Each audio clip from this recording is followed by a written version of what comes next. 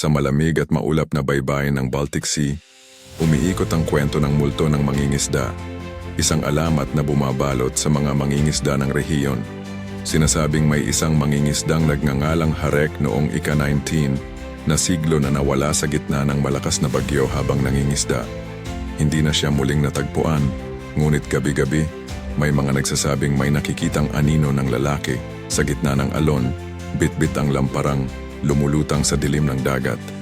Ayon sa alamat, ang espiritu ni Jarek ay nananatili upang bantayan ang dagat, pumipigil sa mga sakim na mangingisda, at nagbababala sa mga hindi gumagalang sa kalikasan. Iba-iba ang bersyon ng kwento. May ilan na nagsasabing naririnig ang kanyang tinig na humihingi ng tulong o nagbabala, samantalang ang iba ay nakakakita ng bakas ng basang mga paa sa kanilang bangka tuwing umaga. Pinaniniwalaang ang alamat na ito ay nag-ugat sa isang tunay na insidente ng pagkawala ng mangingisda at patuloy na nagbibigay babala sa mga tao. Igalang ang dagat dahil may mga matang nagmamasid sa dilim, handang parusahan ang mga mapang-abuso sa kalikasan.